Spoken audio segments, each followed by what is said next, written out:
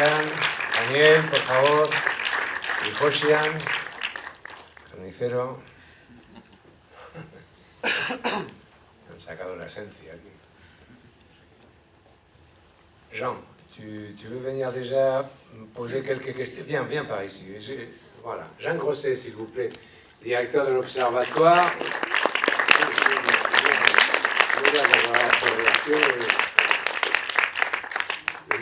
Le premier micro est à toi. Merci beaucoup.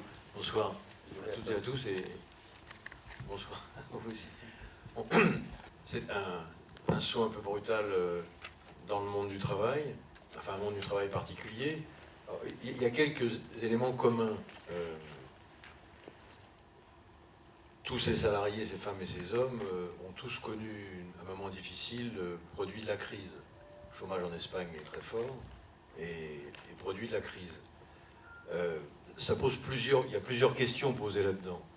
Il y a une vieille maxime de l'Organisation internationale du travail ou du début du syndicalisme qui dit la chose suivante, la limite à l'exploitation, c'est la résistance à l'exploitation.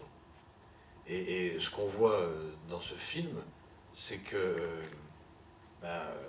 comme il n'y a pas de solidarité, qu'il faut un certain temps pour résister à cette exploitation, à partir de ce moment-là, vous remarquez qu'il n'y a pas de limite, et comme il n'y a pas de solidarité, y compris une division entre ces salariés, et y compris entre ces salariés, il y a toujours quelqu'un qui est plus en difficulté, plus pauvre, et qu'on peut encore plus exploiter.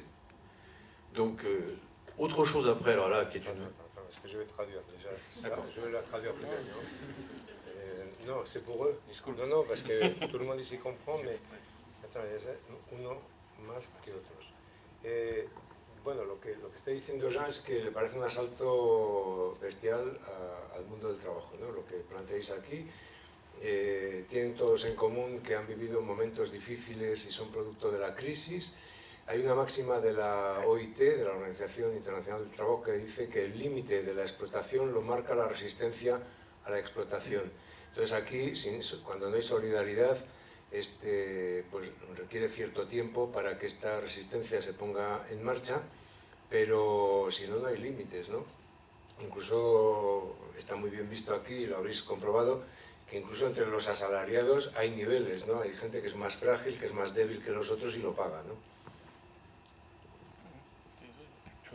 Ah oui. Bon, d'accord.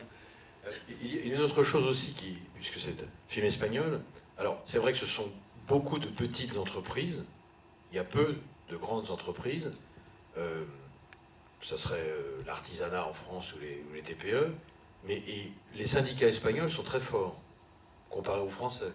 Les commissions ouvrières, les commissions obreras et l'ORT syndiquent 25% de la population salariée. Or, à aucun moment... Et en France, tu m'avais dit tout à l'heure... 11%.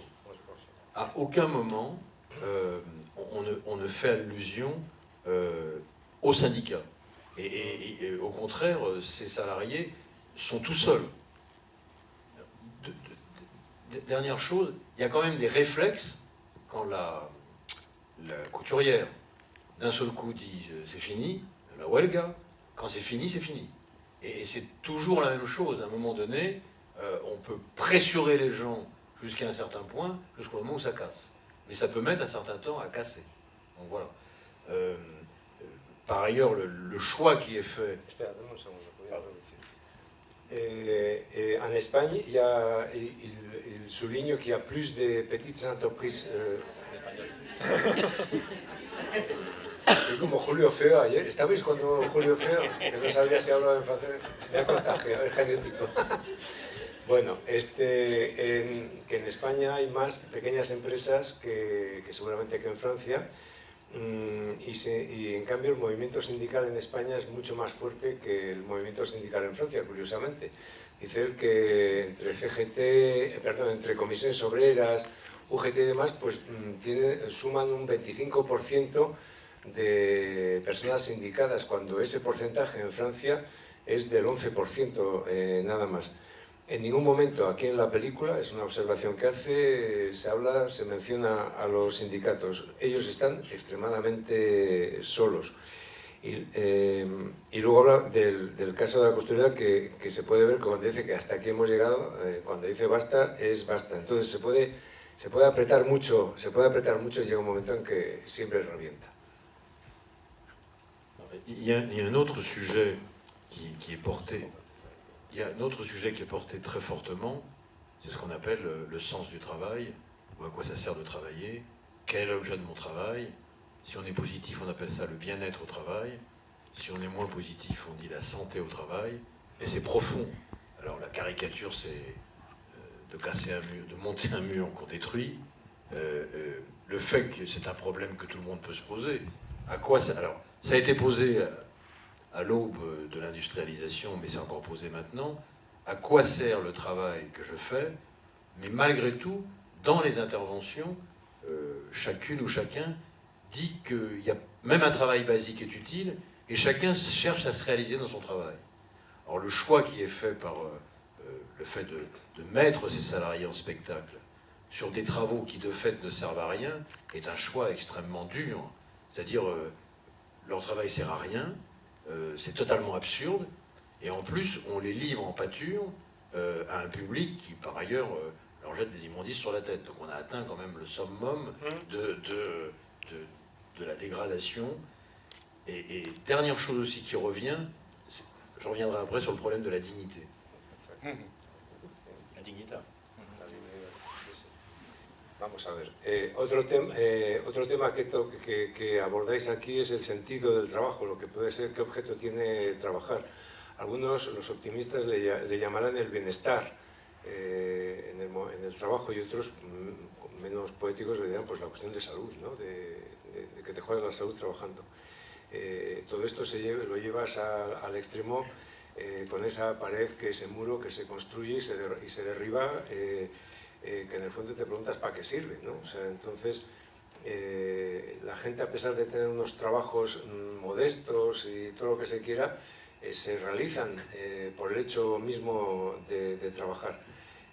Otra cosa durísima es que a todos esos asalariados los haces objeto de un espectáculo, ¿no? Ante espectadores que les hace, vamos, no, es un trabajo inútil, no sirve para nada, tiene un público que les tira, vamos, se lo tira a la cara, es casi degradante. Il y a deux autres sujets. Il y a un sujet qui est très fort qui s'appelle la dignité, qui est dit plusieurs fois par plusieurs acteurs ou actrices, dont la dignité au travail, qui est un vrai sujet, qui est un sujet qui a été le début même du Code du travail. Il est fait peu référence dans le film, sinon par moments, à des règles et à des éléments, à des choses qui encadrent la réglementation du travail. C'est très peu. Je crois qu'il y a eu la couturière ou une autre, ou la personne qui gère le phoning, le dit à ce moment-là. Un avocat, Code du travail, enfin. Et dernière chose, c'est peut-être l'objectif des auteurs, on a l'impression que la boîte de production qui les met en scène dans des travaux dégradants se demande jusqu'où elle peut aller. Et d'ailleurs, elle arrête quand le travail arrête. Mais c'est une forme de dire jusqu'où vont-ils accepter ça et à quel moment vont-ils refuser d'être humiliés et jetés en pâture, y compris à des spectateurs. Alors, après, est-ce qu'on en tire un... Bon, après, une autre question. Donc, il y a encore deux autres thèmes, c'est ¿no? La dignité. Dale. Hay otros dos, es que lo tengo en español y bueno. Taca, taca, taca. Otros dos temas. Uno, la dignidad y la dignidad en el trabajo, que es uno que desarrolláis aquí, que es en realidad este tema de la dignidad es el principio mismo, o uno de los principios básicos del nacimiento del Código del Trabajo, del Código Laboral. Aquí se hace muy poca referencia a eso. Sí algunos hacen referencia a algunas reglas, pero sin más, tampoco mucho. Y la segunda observación que hace él es la productora de ese espectáculo de trabajo, ¿no? Que parece que en el fondo ella llega hasta donde llegan ellos, o sea, está como forzando para saber hasta dónde están dispuestos a ir en ese espectáculo, en ese quehacer, que en el fondo se están negando a sí mismos y están siendo hasta humillados, ¿no? Humillados todos ellos. El papel de la productora La entrevistadora. de la entrevistadora. C'est ça, c'est ça. Et dernière, Sí. dernière chose, quel est l'objectif quel objectif poursuivez-vous? Parce que on peut en tirer plusieurs. Soit, il n'y a pas d'issue, quoi. Il n'y a pas d'espoir, il n'y a pas d'issue, parce que ils ont fait ça, ils se sont révoltés, et ils n'ont pas d'emploi, ils perdent leur emploi. Soit c'est un message de dire on ne peut pas tout accepter, ou alors c'est un message pour dire on met quelque chose à plat, puis c'est à vous de trancher. Mais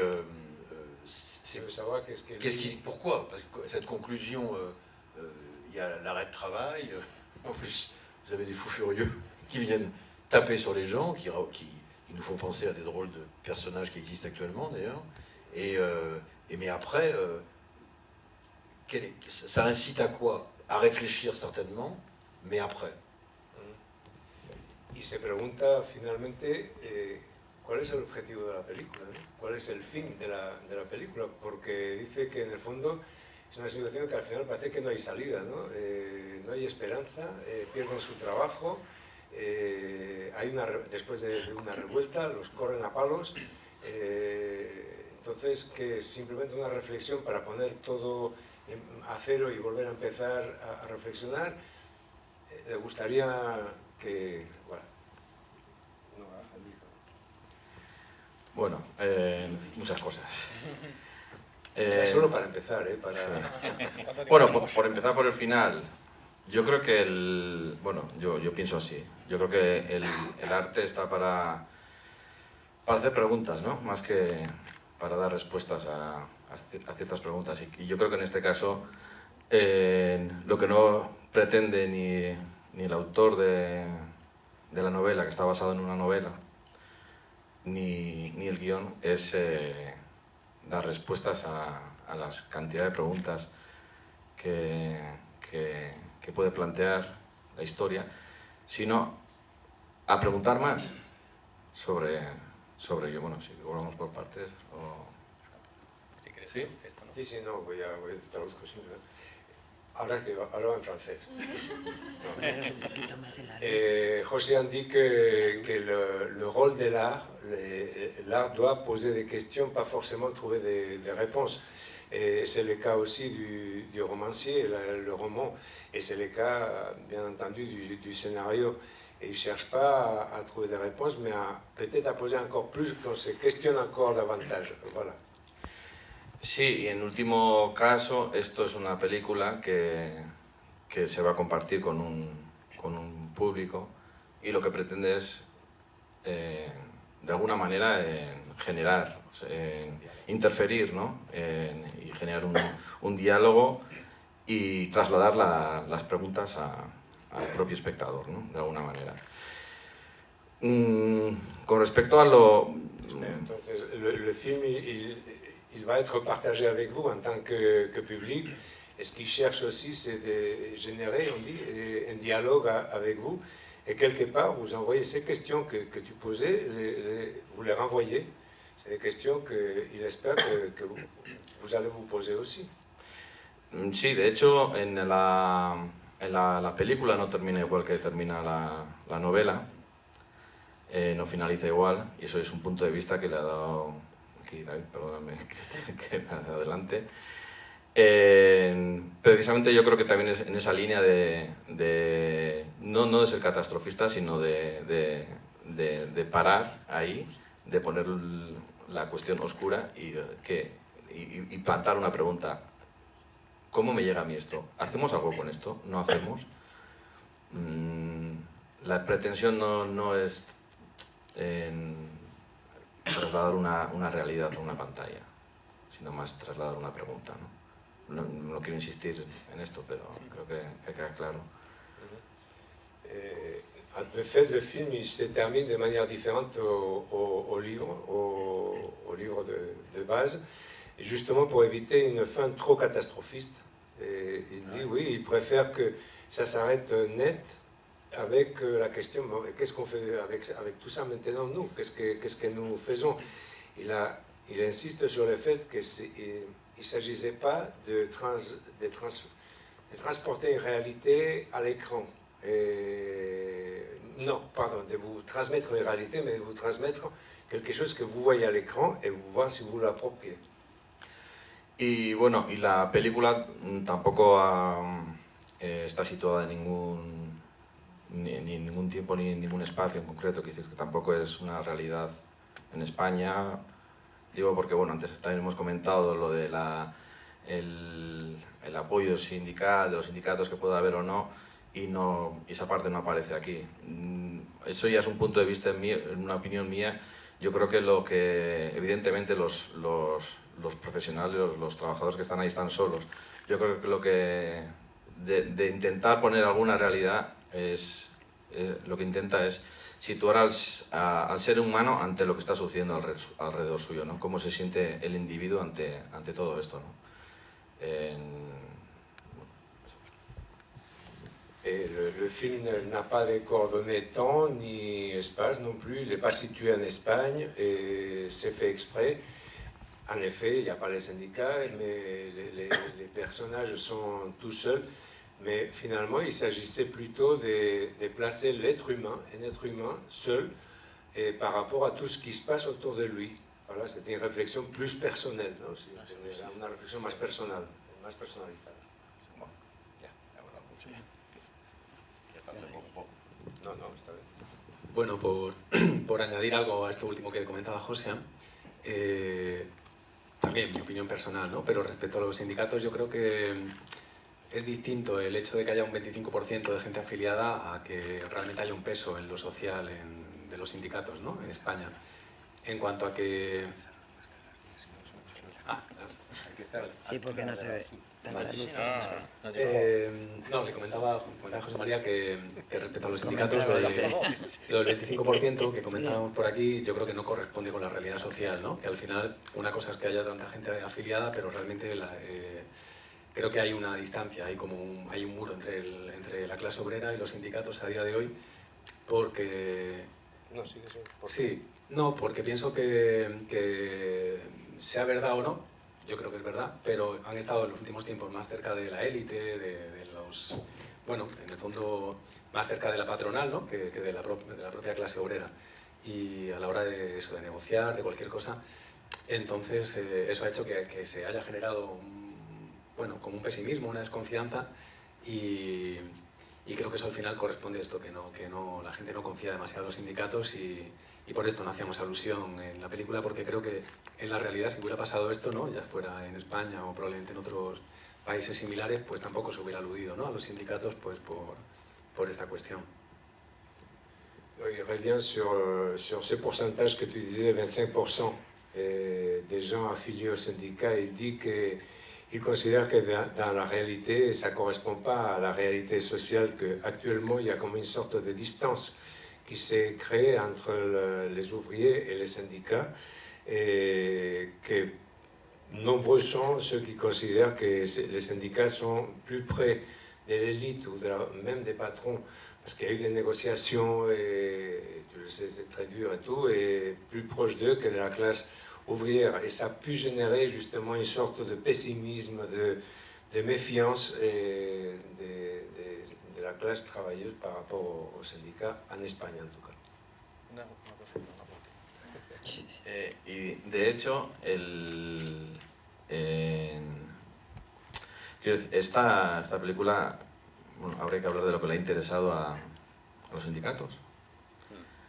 Y no mucho. Y en contraposición a la clase trabajadora sí le ha interesado mucho esta película, pero muchísimo. Hemos estado con los mineros en Asturias, hemos estado con otros sectores que son la clase trabajadora, que en realidad son los que formamos los sindicatos, que también provengo de un sindicato, y son la clase trabajadora. O sea que, bueno. Il faudrait dire aussi que film a été montré à des syndicats et tout ça, ça ne les a pas beaucoup intéressés. Mais que par contre, ils ont fait des expériences formidables avec des travailleurs et tout ça, et des mineurs aux Asturies par exemple, tous ces secteurs des gens qui travaillent, et eux, ils étaient à fond avec le film, quoi.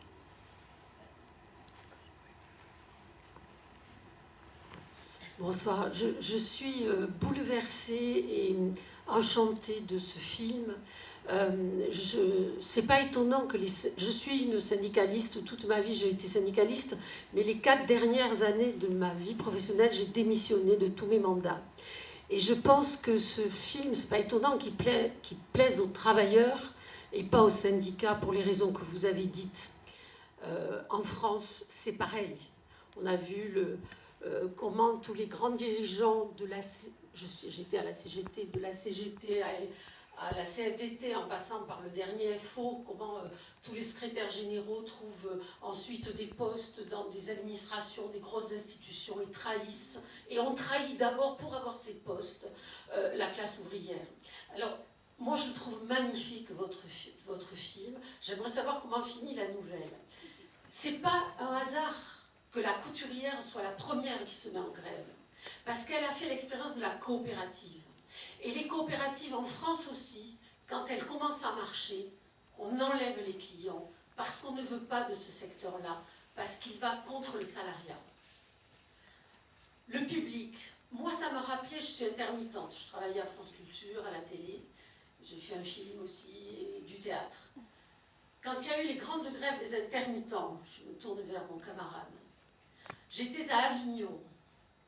Eh bien, le public huait, insultait les comédiens qui faisaient grève. Et à l'Opéra de Paris, juste parce qu'ils ont osé, ils ont joué, c'était un opéra, mais ils ont osé faire une déclaration de soutien aux intermittents, qu'ils étaient eux-mêmes, tout en jouant, ils se sont fait huer. Et j'avais des amis danseurs, des amis comédiens, des amis musiciens qui ont dit « Mais pour qui on fait de l'art? Pourquoi on fait de l'art? Pour ce public qui est prêt à nous balancer des canettes de bière si on ne joue pas. » Depuis, je ne vais plus à Avignon. Avec qui je regarde ces spectacles? Des spectacles radicaux, mais avec la bourgeoisie qui ne supporte pas que le spectacle s'arrête, parce qu'eux aussi ont des conditions de travail à réclamer. Le sens du travail, mais il va falloir arrêter avec ça, ou relire le Capital de Marx. Le sens du travail n'a de sens que quand il n'est pas salarié. Sinon, c'est l'ouvrier qui librement sur le marché du travail, je cite le Capital de Marx, qui librement sur le marché du travail va vendre son corps ou son esprit, sa force de travail, à un détenteur des moyens de production. C'est la seule condition pour que le capital, c'est-à-dire la survaleur, existe. Sinon, c'est l'esclavage, sinon, c'était la féodalité. Donc, la seule façon de détruire le capital, c'est ça, d'arrêter de travailler. Et enfin, excusez-moi, mais je suis très émue. Je vous signale seulement que je me déclare en grève, hein. Je ne vais pas traduire. Je finis. No vais entender un carajo, voilà, porque no pienso traducir, o sea, que estoy de huelga. Je voulais juste dire sur le regard, j'arrête, pardon, sur le regard, mais on est tous regardés aujourd'hui. Quand on arrivait à Radio France, on ouvrait notre ordinateur, on savait à quelle heure on ouvrait, on savait combien on faisait de pauses. Donc à ce moment-là, moi j'ai fait la grève de l'ordinateur. Voilà. Excusez-moi d'avoir été long, mais je suis bouleversée, parce que c'est un film subversif et révolutionnaire, je veux le montrer à tout le monde. Bah, ça tombe bien, écoutez, on ne vous les vend pas cher.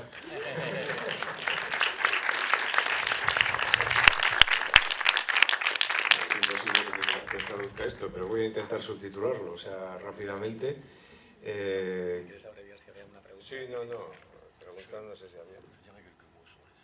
Oui, bien sûr. Había más manos levantadas, si no, ¿eh? Sí, pero Vale. ¿no quieres entender lo que te Yo he quería dicho? decir una cosita. ¿Tú has entendido lo que te he dicho? Una cosita, sí. Ah, bueno, si has entendido una cosita ya vale. No, bueno, y con respecto también a lo que estábamos hablando y por unir un poco con las dos cosas, lo más solidario y que aúna más a la clase social en esta película en concreto es la estructura de producción que se ha formado. O sea, esta película, ahí sí que ha habido solidaria, ahí sí que los trabajadores han juntado para sacar esto adelante, porque montamos una cooperativa justamente para realizar esto, porque si no, no tendría sentido lo que estamos hablando. Estamos hablando de la dignidad del trabajo y tenía que recalcarlo. Sí, no. Es que preguntaba si estabas hablando de lo que se ve en la película o de la realidad. No, pero era De la realidad, para vale. integrar, porque antes No. hablábamos que no había solidaridad en la película y los verdaderos trabajadores son los que están Vale. ahí y eso sí que sean haciéndola. Voilà, il tient quand même à faire remarquer que cette solidarité ou absence de solidarité qui est dans le film, en fait, ça a été très solidaire de la part des gens qui ont travaillé dans le film, que ce soit sur scène ou que ce soit dans l'équipe, et que c'est cette structure de production qui s'est formée, qui est le résultat de cette solidarité, et qu'il tenait à le faire remarquer pour, voilà, un peu en contraste par rapport à ce qu'on voit sur la scène. Non, je voudrais dire la chose suivante. J'entends ce que vous venez de dire ou ce que vous avez dit sur... on peut changer de syndicat, on peut les critiquer. Dans les pays où il n'y a pas de syndicat du tout, c'est le rasaplana, c'est-à-dire il n'y a aucun acquis, il n'y a rien. Et non seulement il n'y a aucun acquis, mais il n'y a aucune protection. Et dans les pays où il n'y a aucune protection, il y a aujourd'hui, dans le monde entier, 20% des salariés qui ont soit un contrat de travail, soit des garanties collectives, soit une protection sociale. Donc moi j'entends ce qui est dit, mais ce que pose les films, les personnages du film, c'est quand même de se rassembler, de se grouper et de se défendre collectivement. En dehors de la défense collective, j'en connais pas moi. Alors on peut avoir des déclarations intéressantes sur le plan personnel, mais en dehors de la déclaration collective, améliorer concrètement ses conditions de travail tous les jours, c'est fondamental. Ça ne veut pas dire que c'est suffisant, mais c'est fondamental. Ça veut dire que vous résistez, d'abord vous protégez votre vie, vous protégez vos conditions de travail, vous protégez votre santé. C'est pas un combat ridicule. C'est pas un combat péjoratif, c'est pas quelque chose qu'on néglige. Protéger concrètement sa vie au travail, c'est quelque chose de très important. Donc c'est la raison pour laquelle, si des syndicats ne trouvent pas ce film intéressant, ils ont tort, parce que ce film pose le problème de l'organisation syndicale et de la protection des travailleurs, hein, fondamentalement. Bon.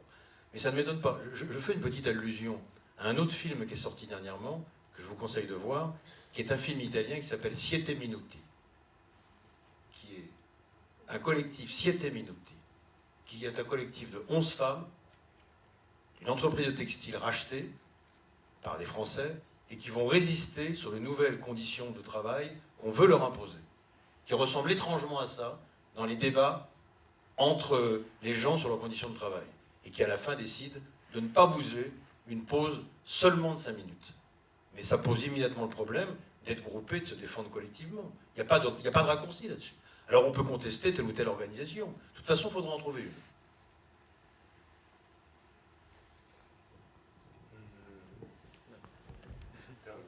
Sí, ¿no? Bueno, que se puede cambiar los sindicatos y lo que queréis, pero dice, pero que en el fondo si no hay sindicatos es la vía libre para que no haya ningún tipo de protección, bueno, dice que en países donde no hay sindicatos solo un 20% de la gente que trabaja tiene un contrato, tiene ciertas garantías, tiene... Entonces, lo que plantea la película es que de todas maneras, pues es un poco lo mismo, es decir, hay que juntarse porque si es vía individual no hay solución. Yo soy secretario general de un sindicato.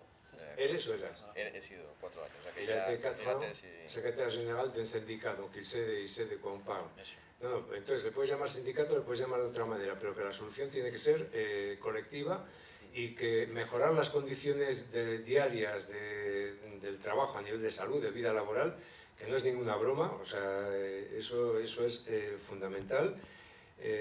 Bueno, eso ya está dicho. Y habla de una película italiana, Sette Minuti, de una empresa que los franceses compran y que de repente se genera un debate ahí. Son 11 mujeres que van a plantearse si sí o si no y van a dejar de... Bueno, dice que los debates entre ellas les recuerdan mucho los debates que tienen lugar aquí. O sea, ¿c'est une fiction o c'est un documentaire? C'est une fiction. De ficción, sí, ok. Y eso es otra ficción. Y recalca mucho lo de las defensas colectivas, ¿no? Que si no, no hay salida.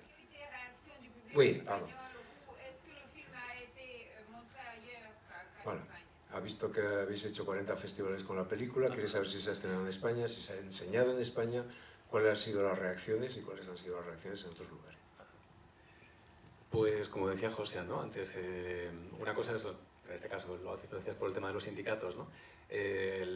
La reacción que han tenido los sindicatos, por ejemplo, que ha sido bastante, bueno, como no mirar, ¿no? Mucho hacer como que esta peli no existía, y sin embargo el público la ha recibido muy bien, ¿no? Yo creo que es un tema que interesa, pues también lo decía, ¿no? La presentación, que interesa a todo el mundo, aunque muchas veces no hablemos demasiado del trabajo. Bueno, por muchos motivos diversos, ¿no? Yo creo que también hay como cierto tabú en torno al trabajo, ¿no? En el caso de España, porque ha habido, lo sigue habiendo, ¿no? Pero especialmente en los últimos años ha habido mucho paro, y creo que eso también ha convertido un poco eso, ¿no? En cierto un tema incómodo, ¿no? El tema del trabajo, porque resultaba difícil hablarle a un compañero, a un amigo que, pues, que a lo mejor estaba desempleado de tus quejas, ¿no? En tu trabajo. Bueno, por decir, ¿no? Uno de los mil motivos por los que puede ser esto. En cualquier caso, ha funcionado muy bien. Se ha visto muchos festivales, tanto en España como en Francia, este es el tercero. En Italia se ha visto muchísimo, se estrenó comercialmente en España y en Italia. Y bueno, ya digo, ha funcionado muy bien. En general siempre los coloquios de la película no dejan indiferente a nadie, ¿no? Y la gente se suele quedar, suele querer comentar, como está haciendo la gente aquí hoy. Y yo creo que eso, que en general despierta, pues también lo comentábamos antes, ¿no? Es una película que está invitando a reflexionar al espectador. Entonces genera muchas reflexiones muy interesantes, ¿no? A veces para nosotros mismos, ¿no? Yo pues he ido a presentar la película todas las veces que he podido y muchas veces me he llevado a casa reflexiones muy interesantes que ni yo ni a lo mejor el propio autor de la novela se había planteado. Le film a été présenté en Espagne. En fait, il a eu une sortie commerciale en France, en Espagne et en Italie. Et le public a toujours réagi très très bien. Il dit que c'est un sujet qui intéresse tout le monde, peut-être parce qu'on n'en parle pas assez, quoi. C'est un sujet un peu tabou. Il dit de manière anecdotique, si tu as un travail, tu as un peu de mal à dire « Oh là là, j'ai eu un peu de mal aujourd'hui » à quelqu'un qui n'a pas de travail, qui est au chômage.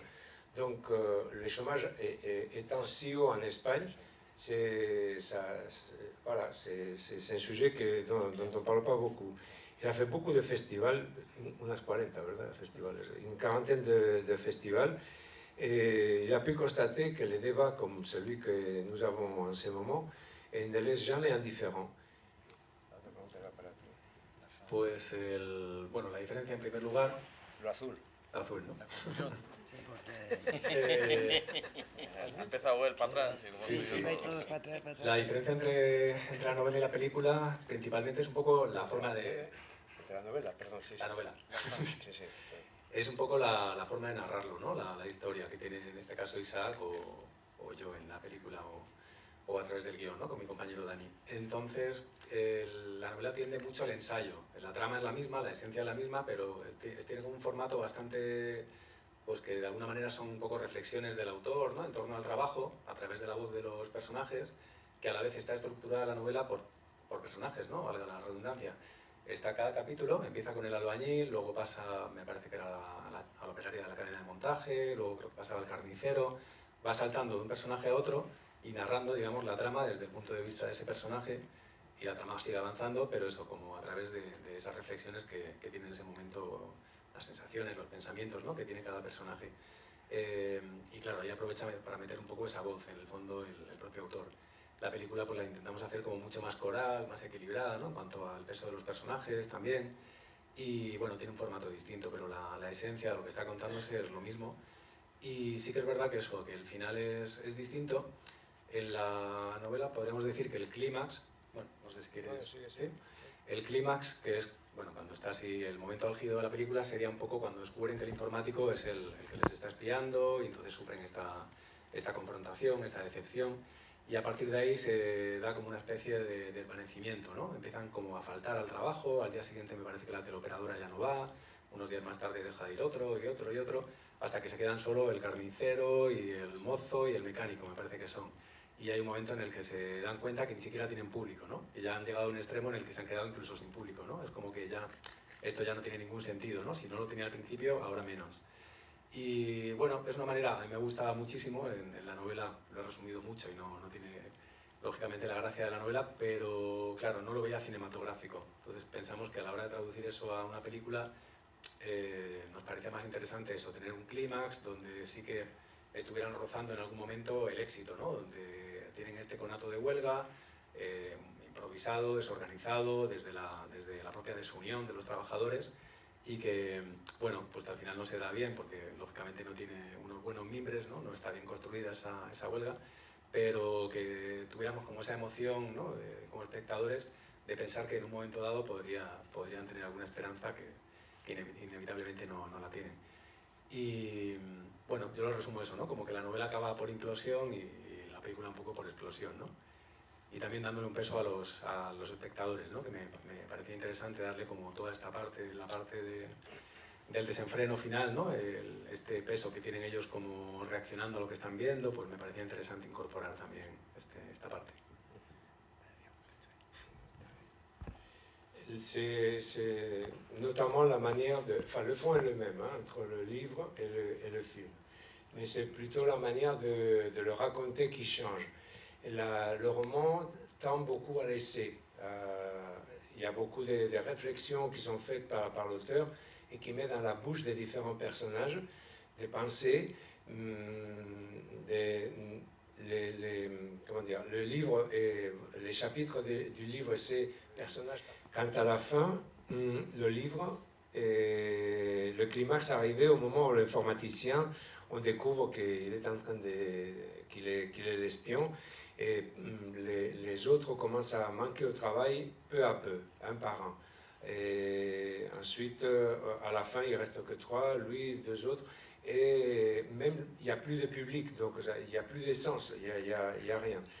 Et pour lui, c'est important que le climax dans le film, il y ait des moments où ça frôle les succès, quoi, qu'il y ait une grève qui peut se faire même dans la désorganisation, dans les côtés un peu chaotiques, et ça finira par pas marcher, mais il y aura quand même l'émotion chez les spectateurs par rapport à cet espoir-là, de quelque chose qui pourrait fonctionner.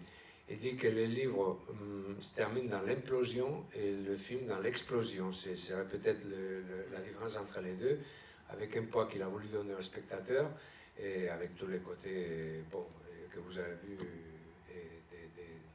des desenfrenos, ¿no? de l'explosion totale de la part des spectateurs aussi.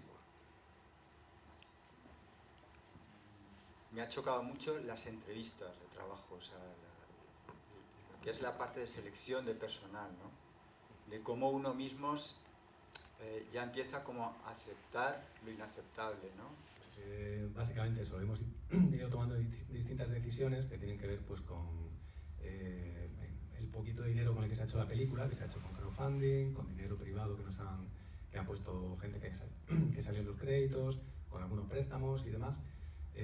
Hablamos más o menos de unos 70.000 euros, pues ese poquito de dinero, cómo emplearlo, cómo optimizarlo y a la vez darle sentido, ¿no? Porque a lo mejor había cosas que decías, vale, algo básico para nosotros es asegurar a toda la gente, ¿no? Dar a la gente de alta la seguridad social. Bueno, pues eso es un dinero bastante alto, ¿no? Del presupuesto, pero para nosotros era vital, ¿no? A lo mejor otra producción de un perfil similar, pues hubiera dicho, esta parte me la salto porque, mira, no estamos para pagar la seguridad social. Este tipo de decisiones, ¿no? Luego también, pues, más adelante salió, por ejemplo, el tema de la distribución, si nos gustaba la distribuidora esta oferta que nos había llegado, este festival que nos ha pedido la película, donde se va a hacer el estreno, en primicia y demás. Bueno, pues un poco este tipo de preguntas las hacíamos de manera, o de decisiones las tomamos de manera conjunta. Si c'était pour compléter ce que disait José, on est tellement habitué à travailler de manière individuelle que pour eux, ça avait aussi beaucoup de sens d'essayer de travailler de manière collective et d'améliorer les relations de travail entre eux aussi. Donc pour être précis, ils ont démarré à la maison, ils étaient au début 10, après ils sont arrivés jusqu'à 30 personnes et ils ont commencé à communiquer par mail. Et ils prenaient toutes les décisions, ils les prenaient en commun. Par exemple, ils ont lancé un crowdfunding et ensuite ils ont eu des prêts, etc. Et ils sont arrivés jusqu'à 70 000 euros.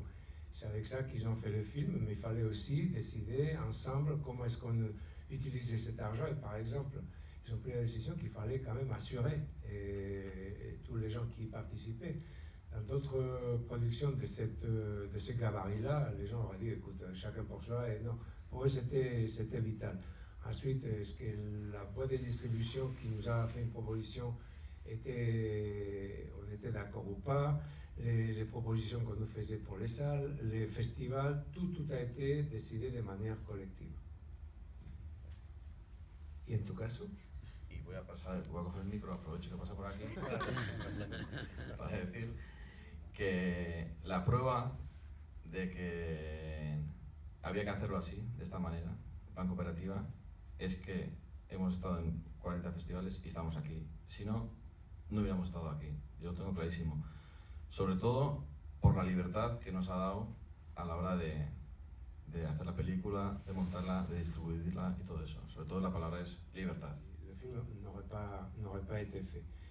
Et lui, il dit que c'est un peu la même histoire, et Daniel. Il dit qu'il voulait faire un outil de transformation sociale et que là, vu la manque de moyens, il fallait souder l'équipe, faire tout de manière collective. Et tout le monde faisait de tout. L'acteur qui joue le protagoniste jeune, Ramón Álvarez, qui a travaillé dans des films super puissants, enfin, avec d'énormes budgets, il était là pour décharger les camions quand il fallait, etc. Sinon, bon, crowdfunding, en fait, il a été, comme tous, une sorte de lutte, dans une lutte contre la tourmente, contre les orages. Il dit que le cinéma est vraiment l'art de résoudre des problèmes. Au début, avec le crowdfunding, ils ont réussi à avoir 800 €. Donc, malgré tout, ils se sont dit, on y va, et les uns et les autres, ils ont mis un peu d'argent. Et à un moment donné, il y a quelqu'un qui s'appelle Felipe Martin, fils d'exilé, ici en France, qui maintenant habite à Munich, qui a eu vent de ce projet-là, il a mis 20 000 €, et avec ça, ils ont pu faire le film. C'était vraiment la récompense à la persévérance et qui lui fait dire, quand vous voulez faire quelque chose, il faut y aller, et un jour ou l'autre, vous recevrez aussi ce prix-là. Voilà. Je vous propose de faire le tirage au sort du voyage à Barcelone avant que vous partiez tous. Peut-être que vous êtes encore dans la salle, la personne qui va gagner, disons.